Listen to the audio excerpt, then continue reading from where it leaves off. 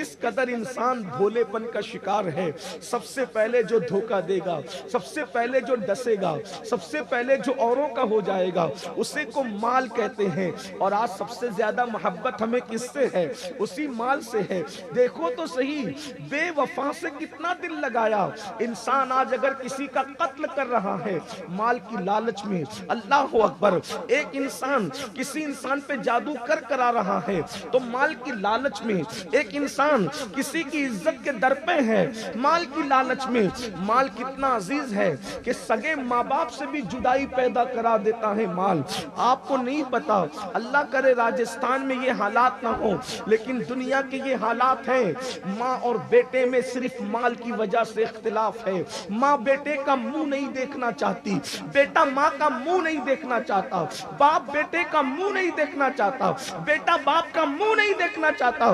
دیکھو تو صحیح، مال میں کتنا ڈوب گئے، لیکن اللہ کے سچے رسول بتا رہے ہیں جس دن تمہاری موت سے تمہاری آنکھیں بند ہوگی، اس وقت سب سے پہلے تمہارا مال وارثوں کا ہو جائے گا۔ بینک بیلنس پڑا ہے، پڑا رہ جائے گا، زمینیں پڑی ہے، پڑی رہ جائے گی، جائیدادیں پڑی ہے، پڑی رہ جائے گی۔ دیکھو تو صحیح، اس نے ساتھ نہ دیا۔ قرآن کہتا ہے الہاکم التکاثر حتی زرتم المقابر، ہلاک کر دیا تم کو مال کی محبت نے، یہاں تک کہ تم قبر کے گڑھے تک پہنچ چکے، تم موت کے منہ میں پہنچ چکے۔ اللہ اکبر، مال مال مال، یہی مال تو ہے۔ یہ مال اللہ ہمیں قرآن کے قریب جانے نہیں دیتا۔ یہ مال کی محبت ہی تو ہے جو ہمیں مسجدوں کے قریب جانے نہیں دیتی۔ یہ مال کی محبت ہی تو ہے ہمیں حق کی طرف جانے نہیں دیتی۔ لیکن یاد رکھیے، ہم اپنی قوم سے مایوس نہیں ہیں۔ جب وہ دوپہر کی چلچلاتی دھوپ میں اللہ رسول کے نام پہ جمع ہو سکتے ہیں تو انشاءاللہ وہ فجر کی نماز میں بھی اللہ رسول کے نام پہ جمع ہو سکتے ہیں۔ ہم اپنی قوم سے کبھی مایوس نہیں ہیں، اس لیے کہ میرے اللہ نے فرمایا وَذَكِّرْ فَإِنَّ الذِّكْرَ تَنفَعُ الْمُؤْمِنِينَ، کہ مومنوں کو نصیحت کرو، ان کو سمجھاؤ، کہ سمجھانا ان کو فائدہ دیتا ہے۔ اقبال نے کہا تھا نہیں مایوس اقبال اپنی کشت ویرا سے، ذرا نم ہو تو یہ مٹی بڑی زرخیز ہے ساقی۔ اللہ اکبر، تو سب سے پہلے دھوکہ کون دیتا ہے؟ مال۔ میں یہ نہیں کہتا مال نہ کماؤ، مال نہ جماؤ، کہتا ہوں سب کرو، کماؤ بھی جماؤ بھی، اس لیے کہ مال کماؤ گے جماؤ گے نہیں تو زکوٰۃ کیسے دو گے، حج کیسے کرو گے، مسجدیں کیسے؟ صرف کہنا اتنا ہے کہ مال کی محبت میں اللہ کو مت بھولو، مال کی محبت میں آخرت کو مت بھولو۔ یہ خواب ہے دنیا، خواب، یہ دنیا ایک خواب ہے، یہ بڑی بے وفا دنیا ہے۔ اگر آگے ٹائم رہا تو میں آپ کو اس دنیا کی حقیقت سے متعلق عرض کروں گا۔ پھر اللہ کے رسول علیہ السلام فرماتے تمہارا دوسرا دوست ہے، وہ زندگی بھر تمہارے ساتھ رہتا ہے، بیمار پڑتے ہو تو بیمار عیادت کرتا ہے، بیماری پہ تمہاری خدمت کرتا ہے، تیمارداری کرتا ہے، مزاج پرسی کرتا ہے، سب کرتا ہے۔ جب مر جاتے ہو تو نہلاتا ہے، دھلاتا ہے، کفن پہناتا ہے، جنازہ پڑھتا ہے، لیکن وہ بھی قبر کے کنارے لا کر کے تمہیں چھوڑ۔ ایسا ہی میں سمجھتا ہوں کہ اگر اس حدیث کا میں کوئی حوالہ نہ بھی دوں تو آپ اس کی تائید کریں گے، کیونکہ ہم روز دیکھ رہے ہیں۔ آقا علیہ السلام فرماتے ہیں وہ تمہارا دوسرا دوست کون ہے؟ فرمایا وہ تمہارے بیوی بچے، تمہارے بھائی ہیں، تمہارے دوست احباب ہیں۔ کہاں چھوڑ جاتے ہیں؟ قبر کے کنارے۔ کوئی نہیں آتا، کوئی نہیں آتا۔ لاکھوں مرید ہے کسی پیر کے، کسی پیر کے لاکھوں مرید ہے، مرید کہتے ہیں جان دے دیں گے، یہ کر دیں گے، وہ کر دیں گے۔ کوئی مرید گیا کبھی پیر کی قبر؟ بتائیں، پیر و مرشد کی قبر میں کوئی مرید گئے؟ اگر وہ جانا بھی چاہے تو وہ جا نہیں سکتا۔ ہمارے یہاں اسلام کا قانون ہے، اور ہم سب سے پہلے ہر پیر کی مریدی سے پہلے ہم شریعت کے مرید ہیں۔ ہم ہر معاملے میں پہلے شریعت کو دیکھتے ہیں۔ سیدنا محبوب الہی نے کہا تھا کہ مجھے خسرو سے محبت اتنی ہے کہ میں چاہتا ہوں کہ خسرو کو اور مجھے ایک قبر میں رکھ دیا جائے، اگر شریعت اجازت دیتی تو۔ آپ نے قید لیا، اگر شریعت کی اجازت ہوتی تو میں ایسی وصیت کرتا کہ ہم دونوں کو ایک قبر، لیکن نہیں گیا، کوئی نہیں گیا۔ بلکہ میں تو آپ سے کہنا چاہتا ہوں کہ کوئی جا بھی نہیں سکتا. قبر کے کنارے کھڑے ہو کر کے ڈال دیتے ہیں نیچے اور پھر منہ پر منو مٹی ڈال کر کے واپس جاتے ہیں. کس قدر وہ بھیانک گھڑی ہے، خوفناک گھڑی ہے. اللہ کے رسول صلی اللہ علیہ وآلہ وسلم ارشاد فرماتے ہیں سب سے زیادہ انسان کو اگر حسرت ہوتی ہے، پچھتاوا ہوتا ہے، تکلیف ہوتی ہے، انسان سب سے زیادہ اگر مایوس ہوتا ہے تو پوری اس کی مایوسی کی سب سے بڑی گھڑی وہ ہے کہ جب اس کو قبر میں رکھ کر کے اس کے منہ پر منو مٹی ڈال کر کے لوگ جا رہے ہوتے ہیں. اس کی وجہ کیا ہوتی ہے؟ ترمذی شریف کی حدیث ہے. اب میرے آقا کا فرمان سن لو، دل کے کانوں سے سن لو. اللہ کے بندو، اللہ کے سچے رسول صادق و مصدوق فرماتے ہیں کہ ترمذی شریف میں حدیث موجود ہے. آقا ارشاد فرماتے ہیں ایک ایک قبر میں 70 اژدہے ہوتے ہیں. ایک ایک قبر. کچھ لوگ کہتے ہیں اژدہے اور بچھو والی باتیں یہ مولویوں کی گڑی ہوئی ہے. یہ مولوی کی نہیں، یہ مولا مصطفیٰ جان رحمت کی حدیث ہے، ترمذی شریف میں موجود ہے، جو سے 6 کتابوں پر امت اتفاق کرتی ہے. اور صحاح ستہ جس کو کہا جاتا ہے اس میں سے ایک کتاب ترمذی شریف ہے. آقا ارشاد فرماتے ہیں کہ 70 اژدہے اس قبر کے اندر موجود ہے. تھوڑا دھیان دینا، غور کرنا، کس غفلت میں ہو، کس غفلت میں زندگی گزار رہے ہو. یہ گھڑی آپ اور ہم سب پر آنی ہے.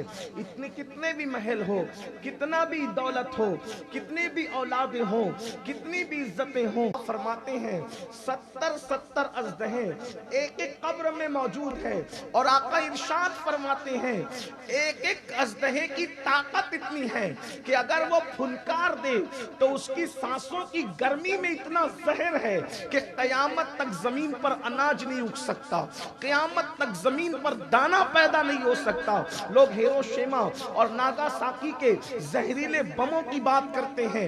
جدید ٹیکنالوجی نے اس زہر کو ختم کرنے میں بہت حد تک کے کامیابی حاصل کر لی ہے، لیکن اللہ اکبر، وہ اللہ کے بنائے ہوئے زہریلے سانپ، وہ اژدہے جو اللہ اکبر 70 ایک ایک قبر میں موجود ہے. اللہ اللہ. اب بتائیں نا ہمارا کیا بنے گا؟ او مال کی محبت کے اندر ڈوب کر نرم نرم گدوں پر نمازوں کو ترک کرنے والوں، اذان ہو رہی ہے تو گانے سننے والوں، اذان کے وقت کرکٹیں دیکھنے والوں، اذان کے وقت سیریل دیکھنے والوں، میرے بھائیوں بتاؤ نا. میں اپنی بہنوں سے بھی پوچھتا ہوں کیا وہ کوئی فلم کا اداکار کام آئے گا، کوئی کرکٹر کام آئے گا؟ ارے خود کے بچے کام نہیں آ رہے قبر میں، اور 70 اژدہے. اللہ اکبر. اسی پر بس نہیں، آقا ارشاد فرماتے ہیں ایک دوست نے تو مرتے وقت ہی ساتھ چھوڑ دیا، وہ مال تھا. دوسرے دوست نے قبر کے کنارے پر ساتھ چھوڑ دیا، وہ تمہارے آل اولاد تھے. اور تیسرا دوست ہے نہ اس نے دنیا میں ساتھ چھوڑا نہ قبر میں ساتھ چھوڑا، وہ قبر میں بھی تمہارے ساتھ جائے گا. آقا فرماتے ہیں قبر میں تمہارا دل بہلائے گا، میدان محشر میں میزان پہ بیٹھ کر کے پلڑا بھاری کرائے گا اور تمہارا ہاتھ پکڑ کر تمہیں جنت میں لے جائے گا. وہ دوست کون ہے؟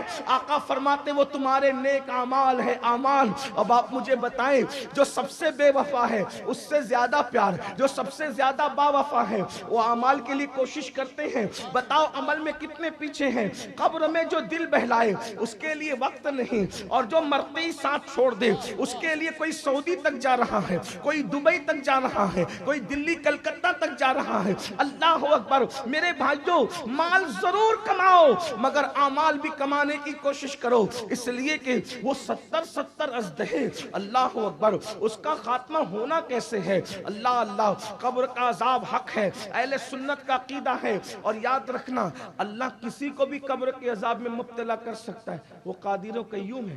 حدیث پاک میں آتا ہے بنی اسرائیل کا ایک شخص تھا، وہ مزدور تھا اور بڑا نیک تھا. ایک مرتبہ اس کو کسی نے لکڑیاں دی، یہ لکڑی کا گٹھا لے جاؤ اور گٹھا سر پہ رکھ کے وہاں پہنچا دو. اس نے لکڑی کا گٹھا سر پہ اٹھایا اور اسی حالت میں اس کے دانتوں میں بے چینی ہوئی تو اس نے سوچا کہ ایک چھوٹی سی لکڑی توڑ لوں اور دانت میں خلال کر لوں. تو وہ لکڑی وہاں سے توڑ کے اس نے خلال کر لیا. اسی پر اللہ نے اس کو عذاب قبر میں گرفتار کر دیا. اب آپ مجھے بتائیے کہ کسی سے پوچھے بغیر اگر اس کی لکڑی منہ میں ڈال کے خلال کر لی تو اسی پر اللہ نے ایک نیک اور متقی اور پارسا کو عذاب قبر میں گرفتار کیا۔ کس کا کھا کے بیٹھتا ہے لوگ، انسان کس کا کھا کے بیٹھ رہا ہے، کس کا ہڑپ کرتا ہے، لوگوں کے پیسے نہیں دیتے۔ اچھا کچھ لوگ تو ایسا بھی کہتے ہیں ارے وہ فلاں غیر مسلم تھا اس لیے ہم نے ہڑپ کر لیا۔ یاد رکھنا کسی غیر مسلم کا مال بھی دھوکے سے ہڑپ کرنے کی اجازت نہیں ہے۔ اللہ کے رسول علیہ السلام جس دن مکے سے ہجرت کر رہے تھے آقا کریم صلی اللہ علیہ وسلم کے پاس، آپ نے یہ بار بار سنا لیکن اس کو اس اینگل سے نہیں دیکھتے، امانتوں کی ادائیگی کے لیے اپنے بھائی کی جان کو رسول اللہ خطرے میں ڈالنا تو گوارا کر رہے ہیں لیکن امانت میں خیانت کرنا گوارا نہیں کر رہے ہیں۔ ارے کسی بھی وقت مولا علی پہ حملہ ہو سکتا تھا، کبھی بھی وہ مارے جا سکتے تھے، کبھی بھی شہید کیے جا سکتے تھے، لیکن میرے آقا علیہ السلام نے بظاہر اپنے بھائی کی جان کو تو خطرے میں ڈالا مگر اپنی امیر ہونے کو اللہ کے رسول نے خطرے میں ڈالنا گوارا نہیں فرمایا۔ وہ صادق الوعد الامین تھے۔ پتا چلا کافر تو کافر جان کے دشمن کی بھی امانت میں خیانت نہیں کر سکتے۔ اور آج مسلمان کو دیکھ لو، ہم پہ بھروسہ کون کرتا ہے کہ جس کا قرض لیا ادا نہیں کرتے، جس کا قرض لیا ادا نہیں کرتے، بڑے بڑے رقم لے کر کے اس کو ہڑپ کر جاتے ہیں۔ آپ غور فرمائیں اللہ کے رسول علیہ السلام نے ایک جنازہ پڑھانے سے صرف اس لیے انکار کر دیا کہ اس کے اوپر قرض تھا، فرمایا جس پہ قرضہ ہے میں اس کا جنازہ نہیں پڑھاؤں۔